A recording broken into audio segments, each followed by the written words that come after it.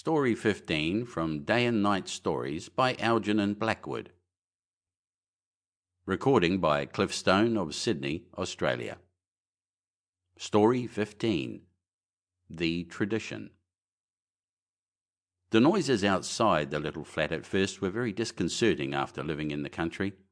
They made sleep difficult. At the cottage in Sussex where the family had lived, night brought deep, comfortable silence, unless the wind was high, when the pine trees round the duck pond made a sound like surf, or if the gale was from the southwest, the orchard roared a bit unpleasantly. But in London it was very different. Sleep was easier in the daytime than at night, for after nightfall the rumble of the traffic became spasmodic instead of continuous. The motor horns startled like warnings of alarm. After comparative silence, the furious rushing of a taxicab touched the nerves. From dinner till 11 o'clock the streets subsided gradually. Then came the army from theatres, parties and late dinners, hurrying home to bed. The motor horns during this hour were lively and incessant, like bugles of a regiment moving into battle. The parents rarely retired until this attack was over. If quick about it, sleep was possible then before the flying of the night birds, an uncertain squadron, screamed half the street awake again. But these finally disposed of, a delightful hush settled down upon the neighbourhood, profounder far than any peace of the countryside. The deep rumble of the produce wagons coming into the big London markets from the farms, generally about 3 a.m, held no disturbing quality. But sometimes, in the stillness of very early morning, when streets were empty and pavements all deserted, there was a sound of another kind that was startling and unwelcome, for it was ominous. It came with a clattering violence that made nerves quiver and forced the heart to pause and listen. A strange resonance was in it, a volume of sound, moreover, that was hardly justified by its cause. For it was hoofs. A horse swept hurrying up the deserted street and was close upon the building in a moment. It was audible suddenly, no gradual approach from a distance, but as though it turned a corner from soft ground that muffled the hoofs onto the echoing hard paving that emphasized the dreadful clatter. Nor did it die away again when once the house was reached. It ceased as abruptly as it came. The hoofs did not go away. It was the mother who heard them first and drew her husband's attention to their disagreeable quality. "It is the mail vans, dear," he answered. "They go at 4 a.m. to catch the early trains into the country." She looked up sharply as though something in his tone surprised her. "But there's no sound of wheels," she said, and then, as he did not reply, she added gravely, "You have heard it too, John. I can tell." "I have," he said. "I have heard it. Twice." And they looked at one another searchingly, each trying to read the other's mind. She did not question him. He did not propose writing to complain in a newspaper. Both understood something that neither of them understood. "I heard it first," she then said softly, "the night before Jack got the fever. And as I listened, I heard him crying. But when I went in to see, he was asleep. The noise stopped just outside the building." There was a shadow in her eyes as she said this, and a hush crept in between her words. "I did not hear it go." She said this almost beneath her breath. He looked a moment at the ground.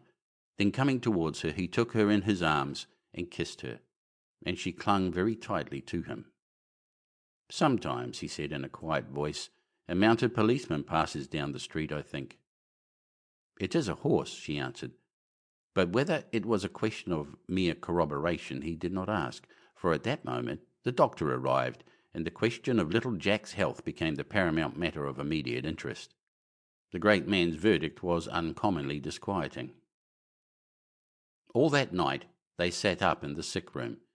It was strangely still, as though by one accord the traffic avoided the house where a little boy hung between life and death. The motor horns even had a muffled sound, and heavy drays and wagons used the wide streets. There were fewer taxicabs about, or else they flew by noiselessly. Yet no straw was down, The expense prohibited that.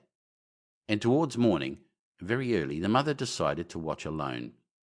She had been a trained nurse before her marriage, accustomed when she was younger to long vigils. "You go down, dear, and get a little sleep," she urged in a whisper. "He's quiet now. At 5 o'clock I'll come for you to take my place." "You'll fetch me at once," he whispered, "if—" then hesitated as though breath failed him. A moment he stood there staring from her face to the bed. "If you hear anything," he finished. She nodded, and he went downstairs to his study, not to his bedroom. He left the door ajar. He sat in darkness, listening. Mother, he knew, was listening too, beside the bed. His heart was very full, for he did not believe the boy could live till morning. The picture of the room was all the time before his eyes. The shaded lamp, the table with the medicines, the little wasted figure beneath the blankets, and Mother close beside it, listening. He sat alert, ready to fly upstairs at the smallest cry. But no sound broke the stillness. The entire neighbourhood was silent. All London slept. He heard the clock strike 3 in the dining room at the end of the corridor. It was still enough for that. There was not even the heavy rumble of a single produce wagon, though usually they passed about this time on their way to Smithfield and Covent Garden markets. He waited, far too anxious to close his eyes. At 4 o'clock he would go up and relieve her vigil. 4, he knew, was the time when life sinks to its slowest ebb. Then, in the middle of his reflections, thought stopped dead, and it seemed his heart stopped too. Far away, becoming nearer with extraordinary rapidity, a sharp, clear sound broke out of the surrounding stillness. A horse's hooves. At first it was so distant that it might have been almost on the high roads of the country. But the amazing speed with which it came closer, and the sudden increase of the beating sound, was such that by the time he turned his head it seemed to have entered the street outside. It was within 100 yards of the building. The next second it was before the very door, and something in him blenched. He knew a moment's complete paralysis. The abrupt cessation of the heavy clatter was strangest of all. It came like lightning. It struck. It paused. It did not go away again. Yet the sound of it was still beating in his ears as he dashed upstairs 3 steps at a time. It seemed in the house as well, on the stairs behind him, in the little passageway, inside the very bedroom.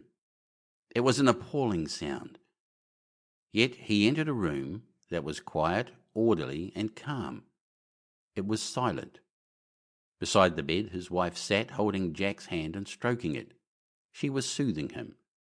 Her face was very peaceful. No sound but her gentle whisper was audible. He controlled himself by a tremendous effort, but his face betrayed his consternation and distress. "Hush," she said beneath her breath. "He's sleeping much more calmly now. The crisis, God bless, is over, I do believe. I dared not leave him." He saw in a moment that she was right, and an untenable relief passed over him. He sat down beside her, very cold, yet perspiring with heat. "You heard?" he asked after a pause. "Nothing," she replied quickly, "except his pitiful wild words when the delirium was on him. It's past. It lasted but a moment, or I'd have called you." He stared closely into her tired eyes. "And his words?" he asked in a whisper. Whereupon she told him quietly that the little chap had sat up with wide-opened eyes and talked excitedly about a great, great horse he heard, but that was not coming for him. He laughed and said he would not go with it because he was not ready yet. Some scrap of talk he had overheard from us, she added, when we discussed the traffic once. "But you heard nothing?" he repeated almost impatiently. No, she had heard nothing. After all, then, he had dozed a moment in his chair. 4 weeks later, Jack, entirely convalescent, was playing a restricted game of hide-and-seek with his sister in the flat. It was really a forbidden joy, owing to noise and risk of breakages, but he had unusual privileges after his grave illness. It was dusk. The lamps in the street were being lit. "Quietly, remember, your mother's resting in her room," were the father's orders. She had just returned from a week by the sea, recuperating from the strain of nursing for so many nights. The traffic rolled and boomed along the streets below. "Jack, do come on and hide. It's your turn. I hid last." But the boy was standing spellbound by the window, staring hard at something on the pavement. Sybil called and tugged in vain. Tears threatened. Jack would not budge. He declared he saw something. "Oh, you're always seeing something. I wish you'd go and hide. It's only because you can't think of a good place, really." "Look," he cried in a voice of wonder. And as he said it, his father rose quickly from his chair before the fire. "Look," the child repeated with delight and excitement. "It's a great big horse, and it's perfectly white all over." His sister joined him at the window. Where? I can't see it. Oh, do show me." Their father was standing close behind them now. "I heard it," he was whispering, but so low the children did not notice him. His face was the colour of chalk. "Straight in front of our door, stupid. Can't you see it? Oh, I do wish it had come for me. It's such a beauty." And he clapped his hands with pleasure and excitement. "Quick, quick, it's going away again." But while the children stood half squabbling by the window, their father leaned over a sofa in the adjoining room, above a figure whose heart in sleep had quietly stopped its beating. The great white horse had come, but this time he had not only heard its wonderful arrival, he had also heard it go. It seemed he heard the awful hooves beat down the sky far, far away, and very swiftly, dying into silence, finally up among the stars. End of the tradition.